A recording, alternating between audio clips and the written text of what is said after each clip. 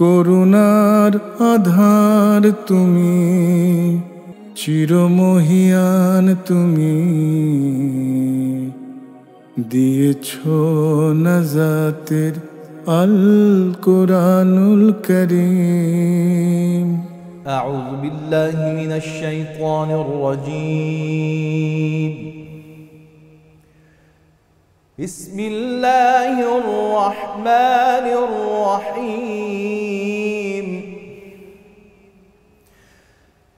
يا أيها الذين آمنوا لا تقولوا راعنا وقولوا انظرنا واسمعوا وللكافرين عذاب أليم.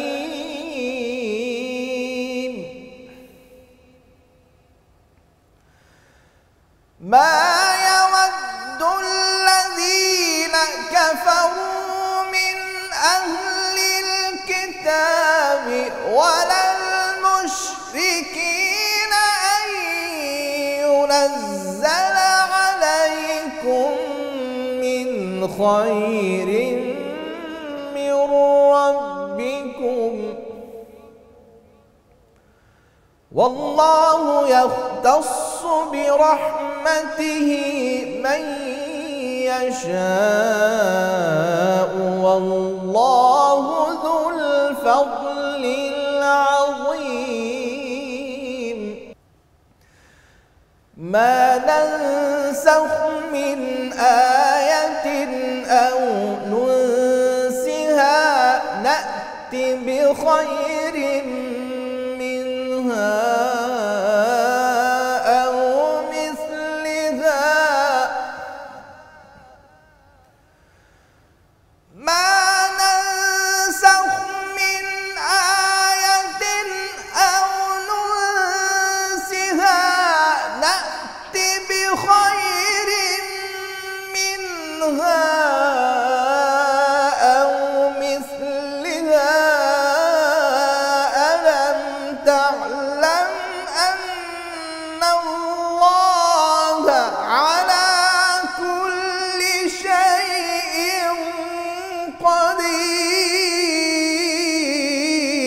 قدير.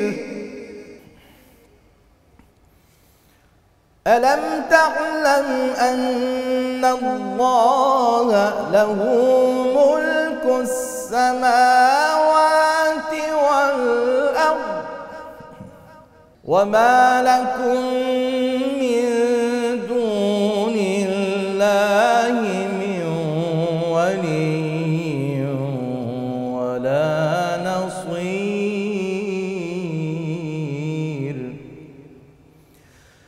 أم تريدون أن تسألوا رسولكم كما سئل موسى من قبل ومن يتبدل الكفر بالإيمان فقد ضل سواء السبيل. ود كثير من أهل الكتاب لو يردونكم من بعد إيمانكم كفارا حسدا من عند أنفسهم من بعد ما تبين لهم الحق فاعفوا واصفحوا حتى يأتي الله بأمره إن الله على كل شيء قدير. وأقيموا الصلاة وآتوا الزكاة وما تقدموا لأنفسكم من خير تجدوه عند الله إن الله بما تعملون بصير. وقالوا لن يدخل الجنة إلا من كان هودا أو نصارى تلك أمانيهم قل هاتوا برهانكم إن كنتم صادقين صدق الله العظيم আল কোরআনুল কারীম। আসসালামু আলাইকুম ওয়া রাহমাতুল্লাহি ওয়া বারাকাতুহু। আলহামদুলিল্লাহ ওয়াসসালাতু ওয়াসসালামু আলা রাসূলিল্লাহ, আম্মা বা'দ। আল্লাহ তাআলার মেহেরবানি, রব্বুল আলামিনের দয়া যে আমরা পবিত্র কোরআনুল কারীম নিয়ে কিছু খেদমত করার তৌফিক পেয়েছি। প্রিয় দর্শক, আপনারা দেখছেন এনটিভির নিয়মিত আয়োজন কোরআনুল কারীম। আমরা এই আয়োজনটির মাধ্যমে চেষ্টা করছি যে পবিত্র কোরআনকে খুব সহজভাবে একটু উপস্থাপন করবার, যাতে করে আমরা কোরআনকে বুঝতে পারি, পবিত্র কোরআন বুঝে আমরা যেন সেই অনুপাতে চলতে পারি, এবং সেই ক্ষেত্রে যেন এই আয়োজনটি একটু সহায়ক ভূমিকা পালন করে। আল্লাহ যেন কবুল করেন, আমিন। এবং সে আলোকেই আমরা আলহামদুলিল্লাহ একটু আগে অসাধারণ তিলাওয়াত শুনলাম, এবং সম্মানিত তিলাওয়াতকারী তিনি আমাদের মাঝে যে পবিত্র কোরআনুল কারীমের তিলাওয়াত করেছেন তা হলো সূরাতুল বাকারার 104 নম্বর আয়াত থেকে 111 নম্বর আয়াত পর্যন্ত। কি আছে এই আয়াতে কারিমাগুলোতে আমরা এখন জানার চেষ্টা করছি ইনশাআল্লাহ। আল্লাহ সুবহানাহু ওয়া তাআলা সূরাতুল বাকারার বিশাল অংশ জুড়ে ইহুদিদের কার্যকলাপ সম্পর্কে আমাদেরকে জানিয়েছেন। তারা কিভাবে দিন থেকে সরে গেছে বা তাদের অবাধ্যতাগুলো কী ছিল সে সম্পর্কে অনেকগুলো ঘটনা আমাদের মাঝে উপস্থাপন করা হয়েছে, যাতে করে আমরা সতর্ক হতে পারি। শুধু তাই নয়, সেই সময় যারা মুশরিক ছিল, মুশরিকদের কী অবস্থা সেটাও আমরা জানতে পারি সূরাতুল বাকারা থেকে। এবং তারই ধারাবাহিকতায় আমরা বেশ কিছু আয়াত পেয়েছি, এবং গত পর্বগুলোতেও আলোচনা হয়েছে। প্রিয় দর্শক, আপনারা যারা নিয়মিত শুনে থাকেন তারা নিশ্চয়ই শুনেছেন যে ইহুদিরা আসলে কি কি করত, তাদের কামনা বাসনা কী ছিল। আজকে যে আয়াতটি আমাদের সামনে আছে আমরা তার তিলাওয়াত শুনেছি। আউযু বিল্লাহি মিনাশ শাইতানির রাজিম। ইয়া আইয়ুহাল্লাযীনা আমানু লা তাকুলু রাঈনা ওয়া কুলু উনজুরনা ওয়াসমাউ ওয়ালিল কাফিরিনা আযাবুন আলীম। তাদের আচরণের মধ্যে যে প্রচণ্ড রকমের একটা বিশৃঙ্খলা এবং চরম বেয়াদবিমূলক আচরণ ছিল, সেটা এই আয়াত থেকে আমরা বুঝতে পারি। সাহাবায়ে কেরাম আজমাইন খুব সহজভাবেই কখনো কখনো উনজুরনার জায়গায়, অর্থাৎ হে আমার রসুল বা হে আল্লাহর রসুল একটু লক্ষ্য করুন, আমি কথা বলতে চাই, দৃষ্টি আকর্ষণ করার জন্য ওনারা রাঈনা বলতেন। কাফেররা, ইহুদিরা দুষ্টুমি করে তারাও রাঈনা বলতো, কারণ তাওরাতের মধ্যে বা তাদের ভাষায় রাঈনা মানে মূর্খ বলে অবহিত করা হয়, বা মূর্খকে বা হীন ব্যক্তিকে রাঈন বলা হতো।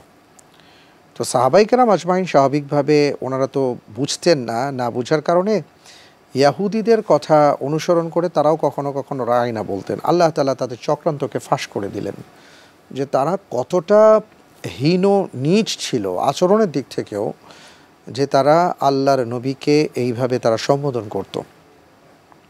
তা আল্লাহ রব্বুল আলামিন বললেন, হে ঈমানদারগণ, তোমরা রাঈনা, যে হে নবী আমাদের দিকে দৃষ্টি দিন, এইভাবে তোমরা রাঈনা শব্দটা ইউজ বা ব্যবহার না করে তোমরা উনজুরনা, আমাদের দিকে তাকান, ওয়াসমাউ, আমাদের কথা শুনেন, এইভাবে তোমরা বলো। ওয়ালিল কাফিরিনা আযাবুন আলীম। আর এইভাবে যারা বেয়াদবিমূলক আচরণ করেছে, আয়াত থেকে আল্লাহ বুঝিয়ে দিয়েছেন কাফেরদের জন্য যন্ত্রণাদায়ক শাস্তি রয়েছে।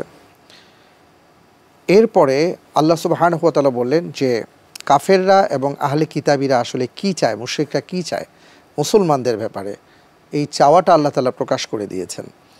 মা ইয়াওয়াদ্দুল্লাযীনা কাফারু মিন আহলিল কিতাবি ওয়াল মুশরিকিন আন ইউনাজ্জিলা আলাইকুম মিন খায়রিন মিন রাব্বিকুম। তাদের চাওয়াটা হলো যে আল্লাহ সুবহানাহু ওয়া তাআলা তার পক্ষ থেকে যেন মুসলমানদের উপর বা ঈমানদারদের উপর কোনো কল্যাণ নাজিল না করেন, এটা হলো তাদের চাওয়া। তা আল্লাহ তাআলা এর জবাবে বলছেন, ওয়াল্লাহু ইয়াখতাসসু বিরাহমাতিহি মান ইয়াশা। আল্লাহ রাব্বুল আলামিন যাকে খুশি তার ক্ষেত্রেই তার রহমত দিয়ে তাকে আচ্ছাদিত করে দিতে পারেন। আল্লাহু যুল ফাদলিল আযীম। নিশ্চয়ই আল্লাহ রাব্বুল আলামিন অনুগ্রহশীল এবং মহান। তো এই আয়াত আমাদেরকে যেটা জানিয়ে দিচ্ছে সেটা হলো যে কাফেরদের চাওয়াটা হলো ঈমানদার যারা, বা বিশেষ করে মুসলিম বা রাসূলের যুগে যারা ছিলেন এবং ঈমানদার যারা, তাদের উপর যেন কোনো ধরনের কল্যাণ নাজিল না হয়। এটা কাফেরদের এবং মুশরিকদের চাওয়া ছিল। এবার আরেকটি আয়াত আমাদের সামনে আসবে, যে আয়াতের ব্যাপারে আমরা জানবো সেটা হলো যে একটা মূলনীতি, নবুয়তের একটা মূলনীতি হলো আল্লাহ তাআলার পক্ষ থেকে ওহী যা অবতীর্ণ হয়, কখনো কখনো কোনো আদেশ আসার পর সেটাকে আল্লাহ সুবহানাহু ওয়া তাআলা চাইলে সেই আদেশটাকে রহিত করে দিতে পারেন এবং এর চাইতে আরও উত্তম কোনো আদেশ দেবেন, অথবা সেটা রহিত হয়ে যাবে। এটাকে নাসখ বলা হয়। এটা পৃথিবীব্যাপী যত নবী রসুলগণ এসছেন তাদের প্রত্যেকের বেলায় বিষয়টা ছিল। তো সেই ধারাবাহিকতায় আল্লাহ রসুল সাল্লাল্লাহু আলাইহি ওয়াসাল্লামের উপরেও তাই হয়েছে। কুরআনুল কারীমের আয়াত এসছে, মা নানসাখ মিন আয়াতিন আও নুনসিহা নাতি বিখাইরিম মিনহা আও মিথলিহা, যে আমি যে আয়াত রহিত করি, আল্লাহ তাআলা বলছেন আমি যে আয়াত রহিত করি কিংবা ভুলিয়ে দেই, নিশ্চয়ই এর বিপরীতে এর চাইতে কল্যাণকর কিছু বা তার অনুরূপ আমি কিছু দান করে থাকি। অর্থাৎ কখনো কখনো কোনো আয়াত নাজিল হয়েছে, সেটা যখন নাসখ হয়ে গেছে, এটাকে যখন মানসুখ করে দেওয়া হয়েছে অর্থাৎ রহিত করে দেওয়া হয়েছে, এটা নিয়ে তখন ইয়াহুদিরা নানা ধরনের অপপ্রচার চালাবার চেষ্টা করেছে। আল্লাহ তাআলা তার জবাব দিয়েছেন এবং তিনি বলেছেন, আলাম তা'লাম আন্নাল্লাহা আলা কুল্লি শাইইন কাদির, যে আপনি কি জানেন না হে মুহাম্মদ সাল্লাল্লাহু আলাইহি ওয়াসাল্লাম, আল্লাহ রাব্বুল আলামিন সব কিছু করতে ক্ষমতাবান। আলাম তা'লাম আন্নাল্লাহা লাহু মুলকুস সামাওয়াতি ওয়াল আরদ, এরপরে আল্লাহ সুবহানাহু ওয়া তাআলা বলছেন যে আপনি কি জানেন না যে সকল আর কি আসমান এবং জমিন সমূহের সমস্ত রাজত্ব আল্লাহ সুবহানাহু ওয়া তাআলার। ওয়া মা লাকুম মিন দুনিল্লাহি মিন ওয়ালিয়্যিন ওয়ালা নাসির, আর ওয়া মা লাকুম মিন দুনিল্লাহ, আল্লাহ ছাড়া আপনার জন্য কোনো ওয়ালি এবং নাসির, অভিভাবক এবং সাহায্যকারী নেই। অর্থাৎ মূল ব্যাপারটা হলো কখনো কখনো রাসূল সাল্লাল্লাহু আলাইহি সাল্লামকে তারা পাজেল করে দেবার চেষ্টা করত, আল্লাহ রসুলকে তারা বিব্রত করবার চেষ্টা করত, অনেকভাবে তারা কষ্ট দিত। তো আল্লাহ সুবহানাহু ওয়া তাআলা জানিয়ে দিয়েছেন যে এটা কিছুই না, আপনি তাদের আচরণে কষ্ট পাওয়ার কিছু নেই, পাজেল হবার কিছু নেই, কারণ আপনার সাহায্যকারী কেবল আমি। সুতরাং এরা কিছুই আপনাকে করতে পারবে না, এদের কোনো কিছু করার আর কি যাই করুক তারা কিছুই করতে পারবে না, আর তাদেরকে প্রাধান্য দেবার কিছু নেই। এরপরে আমরা আরেকটি আয়াত পাবো, সেটা হলো আল্লাহ সুবহানাহু ওয়া তাআলা জানিয়েছেন যে আম তুরিদুনা আন তাসআলু রাসূলাকুম কামা সুইলা মূসা বিন ক্বাবল ওয়া মান ইয়াতাবাদ্দালিল কুফরা বিল ঈমান ফাকাদ দাল্লা সাওয়া'আস সাবিল। এই আয়াতে মূলত যে বিষয়টি এসছে যে তোমরা কি চাও সেইভাবে তোমরা তোমাদের রাসূলকে প্রশ্ন করবে, যেমন মূসা আলাইহিস সালাতু ওয়াস সালামকে ইতিপূর্বে প্রশ্ন করা হয়েছিল। আর এই কাজ যারা করবে, ওয়া মান ইয়াতাবাদ্দালিল কুফরা বিল ঈমান, তারা যেন ঈমান দ্বারা কুফরকে পরিবর্তন করে ফেললো, ফাকাদ দাল্লা সাওয়া'আস সাবিল, এবং সোজা পথ বাদ দিয়ে তারা বক্র পথে হাঁটা শুরু করলো বা তারা পথ হারিয়ে ফেললো। এই বিষয়টা হলো আমাদের জন্য আরেকটা শিক্ষণীয় ব্যাপার, সেটা হলো যে সেই সময় রাসূল সাল্লাল্লাহু আলাইহি ওয়াসাল্লামকে সাহাবায়ে কেরাম আজমাইন কখনো কখনো অনেক বিষয়ে প্রশ্ন করতেন, এমন এমন বিষয়ে প্রশ্ন করতেন। তখন এই আয়াত নাজিল হলো।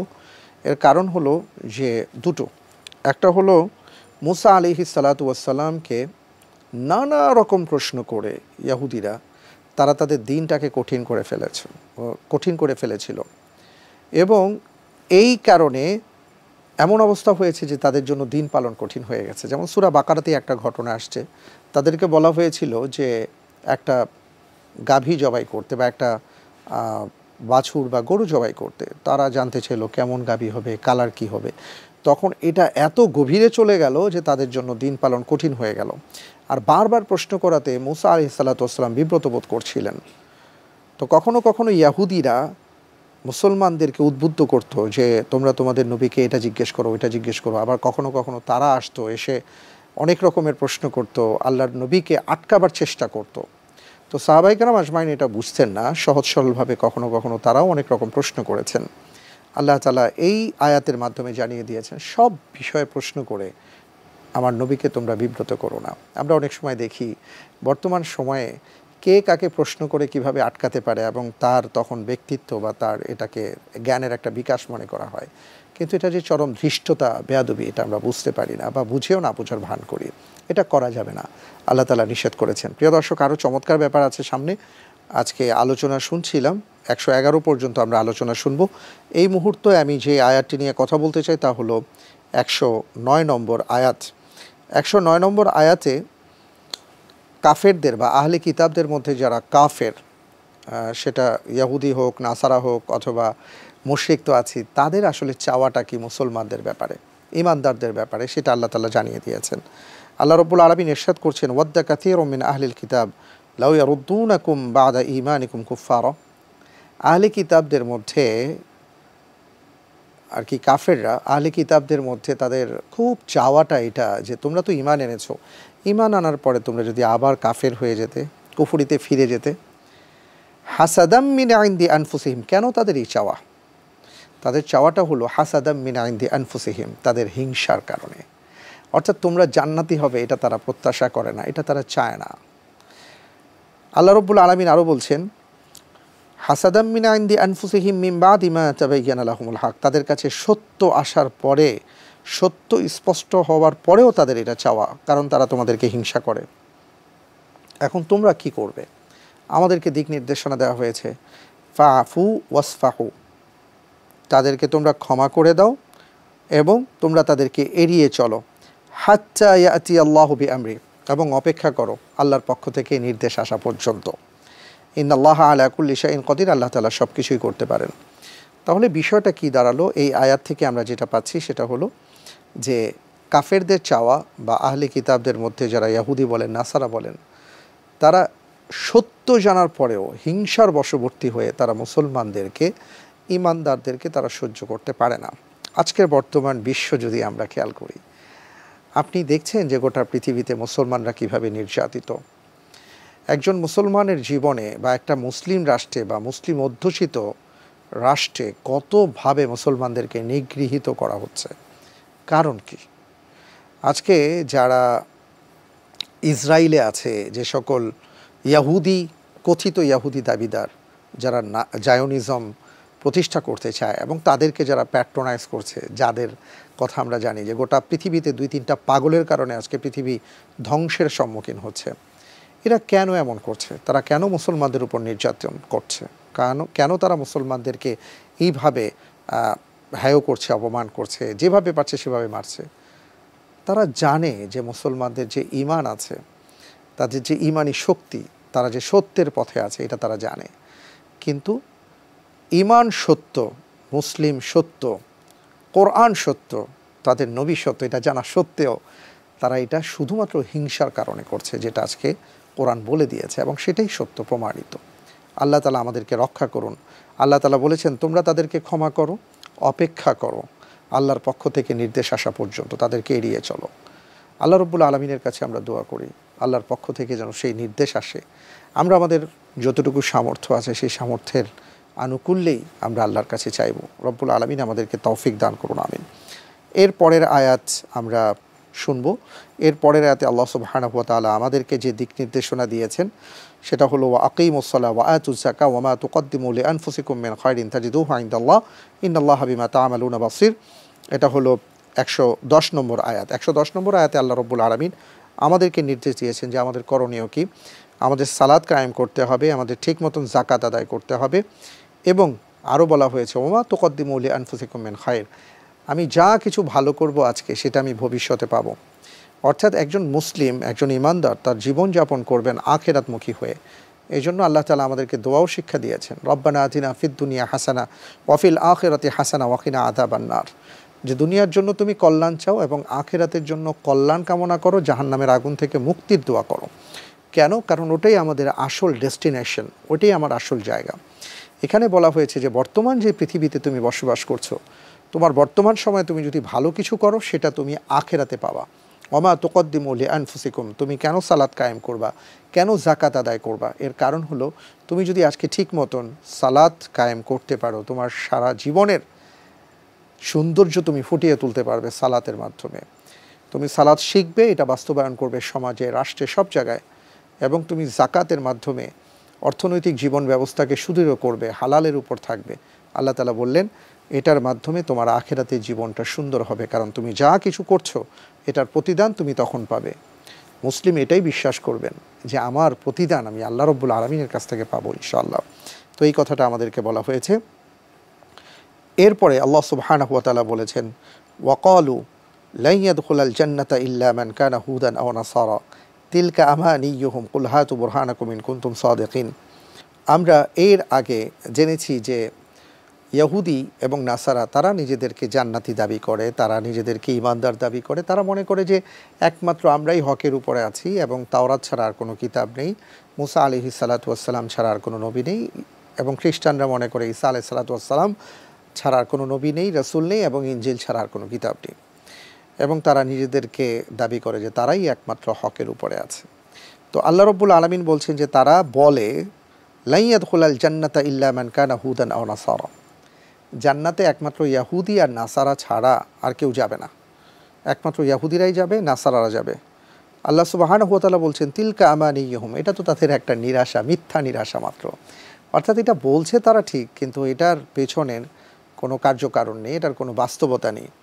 কুল হাতু বুরহানাকুম ইন কুনতুম সাদিকিন, হে মুহাম্মদ সাল্লাল্লাহু আলাইহি সাল্লাম আপনি তাদেরকে বলুন হাতু বুরহানাকুম, তোমাদের প্রমাণ পেশ করো, প্রমাণ নিয়ে আসো যদি তোমরা সত্যবাদী হও।